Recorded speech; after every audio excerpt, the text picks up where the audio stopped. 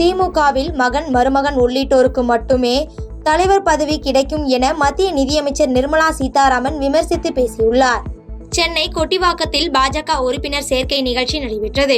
இதில் நிர்மலா சீதாராமன் கலந்து கொண்டு மீனவ மக்களுக்கு பாஜக உறுப்பினர் சேர்க்கைக்கான அடையாள அட்டைகளை வழங்கினர்.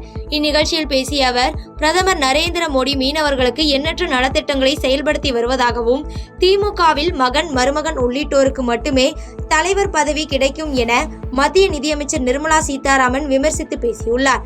மேலும் பேசிய அவர், பாஜகவில் திறமை உள்ளவர்களும் பெரிய பதவிகளுக்கு வர முடியும் என்றும் பாரதிய ஜனதா கட்சி தமிழகத்தில் ஆட்சி அமைக்கும் என்றும் பேசியுள்ளார். நாங்க பவர்ல இருந்துகிட்டு மோடி ஐயாவோ இல்ல எங்க மாநிலங்கள் எங்கெங்க நம்ம ஆட்சியில இருக்கோமோ அங்கெல்லாம் எங்க குடும்பத்துக்கு தான், எங்க பொண்ணுக்கு தான், எங்க மாப்பிள்ளைக்கு தான், எங்க பிள்ளைக்கு தான் நாங்க பண்றது இல்லைங்க. எங்க கட்சியில எப்பொழுதும் இல்லை. கட்சியை வளர்ப்போம். கட்சினா என்ன? கட்சியில இருக்கக்கூடிய ஒவ்வொரு தொண்டனையும் வளர்ப்போம். அவங்க கிட்ட இருக்கக்கூடிய நல் குணங்களை எடுத்து சொல்லுவோம். அவங்க அதனால தலைவரா வரக்கூடிய அந்த தருணத்தை கூட ஊக்குவிப்போம். அதனால அந்த கட்சியில இவங்க தான் தலைவர் ஆவங்களா, அவங்க தான் ஆவங்களா, இல்ல சில குடும்பத்தை சேர்ந்தவங்க தான் ஆவங்களா, அதெல்லாம் இருக்காது. யாரு வேணாலும் கட்சியில பெரிய இடத்துக்கு வரலாம். மயிலம் சட்டமன்ற தொகுதி சார்பில் அண்ணா 116வது பிறந்தநாள் விழா பொதுக்கூட்டம் நடைபெற்றது. விழுப்புரம் மாவட்டம் செஞ்சி அருகே உள்ள பகுதியில் அஇஅதிமுக மயிலம் சட்டமன்ற தொகுதி சார்பில் பேரறிஞர் அண்ணாவின் 116வது பிறந்தநாள் விழா பொதுக்கூட்டம் நடைபெற்றது. இந்த பொதுக்கூட்டத்தில் அதிமுக மாநிலங்களவை உறுப்பினரும் மாவட்ட கழக செயலாளருமான CV சண்முகம் உள்ளிட்டோர் கலந்து கொண்டு சிறப்புரையாற்றினர். மேலும் பேசிய அவர், திமுக கொடுத்த தேர்தல் வாக்குறுதிகளை நிறைவேற்றவில்லை என்றும், அம்மா ஆட்சியில் வழங்கப்பட்ட தாலிக்கு தங்கம் திட்டத்தை நிறுத்திவிட்டார்கள் என்றும், அம்மா உணவகத்தை முடிந்தால் மூடுங்கள் என சவால் விட்டு பேசினார்.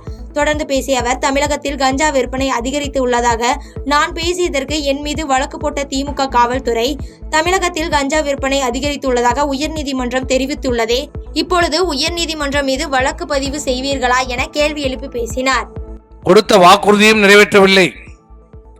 அம்மாவுடைய அரசு, அம்மா அவர்கள் கொண்டு வந்த பல்வேறு திட்டங்கள் இன்றைக்கு நிறுத்தப்பட்டிருக்கிறது, முடக்கப்பட்டிருக்கிறது. குறிப்பாக தாலிக்கு தங்கம். இன்னைக்கு பார்த்தீங்களா பேப்பரில் எவ்வளோ ஒரு 300 ரூபாய், எவ்வளோ 55,300 ரூபாய். யார் தருவான்? யார் தருவா? 55,000 ரூபாய் அம்மா கொடுத்தாங்க. இவனுக்கு என்ன கஷ்டம்? இந்த திமுக காரங்களுக்கு என்ன கஷ்டம்? அந்த திட்டத்தில் என்ன குறை கண்டுபிடிச்சாங்க? கொடுத்துருக்கலாம்ல, தொடர்ந்து இருக்கலாம்ல. இவங்க அப்பா வீட்டில் கண்டு கொடுக்க போகிறாங்க. திருவாரூர்லேருந்து ட்ரெயின் ஏறி வரும்போது மூட்டை மூட்டையாக கொண்டாந்தாங்களா? பேரறிஞர் அண்ணாவின் 116வது பிறந்தநாள் விழா பொதுக்கூட்டம் அதிமுக சார்பில் விழுப்புரம் புதிய பேருந்து நிலையம் அருகே நடைபெற்றது.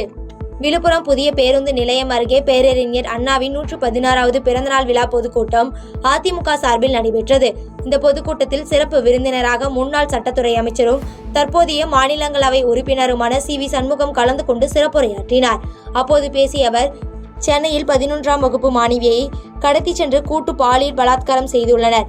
இந்த மாதம் மற்றும் 7 கூட்டு பாலியல் பலாத்காரம் சம்பவம் தமிழகத்தில் நடந்துள்ளது என்றும், திமுக ஆட்சி இந்த 3 ஆண்டு காலத்தில் எந்த திட்டமும் செயல்படுத்தவில்லை எனவும், கருணாநிதியை மறைந்துவிட்டார், அவருக்கு எதற்கு பேனா வைக்கிறார்கள் எனவும், டெல்லியில் திமுக MP சிவா இல்லத்தில் திமுக MPகளுக்கு விருந்து அளிப்பு விழாவில் JP நட்டாவிற்கு ஏன் அழைப்பு கொடுத்தனர் எனவும், இதற்கு என்ன உறவு என கேள்வி எழுப்பி பேசினார்.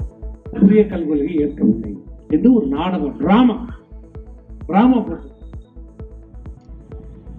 எல்லா டிராமாவும் போடுற. நட்டா ஏன்டா வந்தார்? அதுக்கு மட்டும் போயிடுச்சு. நீ எங்கேயாவது நட்டா ஏன் வீட்டுக்கு வந்து டீ சாப்பிட்டா சொல்லு. நட்டாக்கு அங்க என்ன வேலை? சிவா வீட்டுல நட்டாக்கு என்ன வேலை சொல்லு. உதயநிதி, நீ இதுக்கு மட்டும் விளக்கம் சொல்லு. நீ நாளைக்கே முதலமைச்சர் ஆயிட்டு சொல்லு பாப்போம். யாரை ஏமாத்துற? எங்களை ஏமாத்தல, கூட்டணி கட்சிக்காரன் ஏமாத்துற. திருமாவளவன் ஏமாத்துறாரு, காங்கிரஸ் ஆனா அவங்க எல்லாம் பார்த்துருந்தாங்கிறாங்க. டெல்லியில் நடக்கிற காங்கிரஸ்காரனுக்கு தெரியாதா? இந்த நாட்டை 70 ஆண்டு காலம் ஆண்ட காங்கிரஸ்காரனுக்கு தெரியாது. எத்தனை பேரை பார்த்துருக்குறாங்க காங்கிரஸ்கார. அவனும் ஒண்ணு பார்த்துருந்தாங்கிறான். உன் நாடகத்தை எல்லாத்தையும் அவனும் பார்த்துருந்தாங்கிறாங்க. திருமாவளவனும் பார்த்துருந்தாங்கிறாரு, கம்யூனிஸ்ட் கட்சியும் பார்த்துருந்தாங்கிறாங்க. எல்லாரும் பார்த்துட்டு தான் இருக்காங்க, மக்களும் பார்த்து கொண்டிருக்கிறார்கள். திருச்சியில் பழிக்கு பழியாக மனைவி கண்முன்னே ரவுடி வெட்டி படுகொலை செய்யப்பட்ட சம்பவம் அதிர்ச்சியை ஏற்படுத்தியுள்ளது. திருச்சி ஸ்ரீரங்கம் ரயில்வே பீக்ராஸ் பகுதியைச் சேர்ந்த சுரேஷ் என்பவர் நேற்று இரவு தனது மனைவியுடன் திருச்சி ஏர்போர்ட் அருகே கோயிலுக்கு சென்று சாமி கும்பிட்டுவிட்டு இருசக்கர வாகனத்தில் வீடு திரும்பிக் கொண்டிருந்துள்ளார். அப்போது அவர்கள் ஸ்ரீரங்கம் அம்பேத்கர் நகர் பகுதியில் வந்தபோது திடீரென அவர்களை சுற்றி வளைத்த 5 பேர் கொண்ட மர்ம நபர்கள் அரிவாளால் சுரேஷை மனைவியின் கண்முன்னே தலை மற்றும் கை பகுதியில் சரமாரியாக வெட்டியும் இதை தடுக்கச் சென்ற அவர் மனைவியையும் தாக்கிவிட்டு தப்பி ஓடியுள்ளனர். இதில் சம்பவ இடத்திலேயே சுரேஷ் உயிரிழந்தார். தகவல் அறிந்து சம்பவ இடத்திற்கு சென்ற ஸ்ரீரங்கம் காவல்துறையினர் அவரது மனைவியை தீவிர சிகிச்சைக்காக திருச்சி அரசு மருத்துவமனைக்கு அனுப்பி வைத்தனர். மேலும் சுரேஷின் உடலை கைப்பற்றி பிரேத பரிசோதனைக்காக ஸ்ரீரங்கம் அரசு மருத்துவமனைக்கு அனுப்பி வைத்து விசாரணை மேற்கொண்டு வருகின்றனர். 12 புதிய மருத்துவ கட்டிடங்கள் திறப்பு விழா மற்றும் அரசின் நலத்திட்ட உதவிகள் வழங்கும் விழா நடைபெற்றது. திருச்சி மாவட்டத்தில் 5.24 கோடி மதிப்பீட்டில் கட்டப்பட்டுள்ள 12 புதிய மருத்துவ கட்டிடங்கள் திறப்பு விழா மற்றும் அரசின் நலத்திட்ட உதவிகள் வழங்கும் விழா திருச்சி தலைமை அரசு மருத்துவமனையில் நடைபெற்றது. இந்நிகழ்ச்சியில் மருத்துவம் மற்றும் மக்கள் நல்வாழ்வுத்துறை அமைச்சர் மா சுப்பிரமணியன், அமைச்சர் KN நேரு உள்ளிட்டோர் பங்கேற்று திறந்து வைத்தனர். பின்னர் பயனாளிகளுக்கு நலத்திட்ட உதவிகளை வழங்கினர். இந்நிகழ்ச்சியில் பேசிய அமைச்சர் மா சுப்பிரமணியன், தமிழகம் முழுவதும் கட்டி முடிக்கப்பட்டு முதல் கட்டமாக 500 நகர்ப்புற நலவாழ்வு மையங்கள் திறந்து வைக்கப்பட்ட நிலையில் மீதமுள்ள நகர்ப்புற நலவாழ்வு மையங்கள் விரைவில் பயன்பாட்டிற்கு வரும் என தெரிவித்துள்ளார்.